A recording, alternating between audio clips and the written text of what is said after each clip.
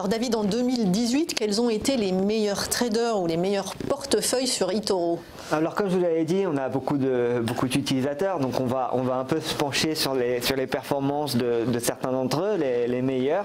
On va commencer par Arch Smith, qui est un investisseur d'Australie, qui réalise plutôt une très belle performance sur les 12 derniers mois, parce qu'il réalise plus de 50% de perf sur les 12 derniers mois. On peut aller regarder ses stats. Dans un marché extrêmement difficile. Dans un marché extrêmement difficile, sachant que l'année dernière, les marchés ont été compliqués en 2018 et notamment le mois de décembre qui a été l'un des pires mois sur les marchés financiers où lui il a réussi à sortir 5,99% quand même de performance, et on peut voir en plus que le drawdown est quand même relativement bas parce qu'il est risque 1 sur notre plateforme, c'est le risque le plus faible, sachant que chez eToro on propose un risque maximum allant jusqu'à 10 et à 8 on ne peut plus être copié par les autres membres du réseau pour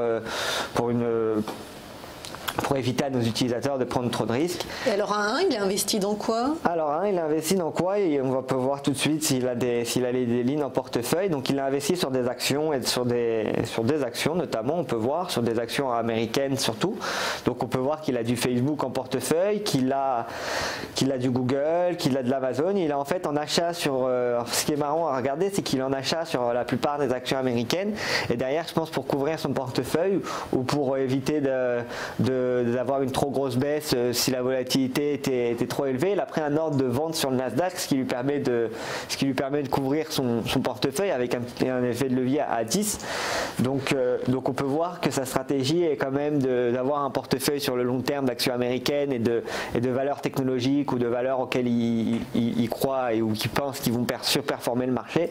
Mais derrière, il fait quand même attention à son risque et il fait attention à ce que sa stratégie n'est pas un drawdown trop important en se couvrant notamment via des shorts sur l'indice. Donc on peut aller regarder ces statistiques. Donc comme on avait vu, il est en pourcentage de 40% sur l'année 2018, mais ce qui était important et ce que je voulais mentionner aussi, c'est qu'il est rentable de 73,71% sur tous les trades passés, ce qui est quand même relativement correct et ce qui est quand même un résultat quand même assez important.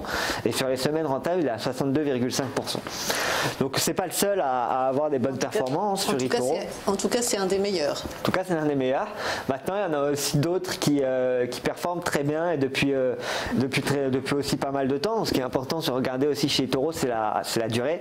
Et essayer de regarder les personnes sur la durée et pas seulement copier quelqu'un parce qu'il a fait 40% en un mois et il n'a pas vraiment de statistiques. Donc là, par exemple, si on prend JP Invest, on peut voir que sur 4 années de suite, bon, à part là le début d'année qui est un peu plus compliqué, mais sinon sur 3 années, il a des résultats qui sont très corrects et il a fait l'année dernière 17%.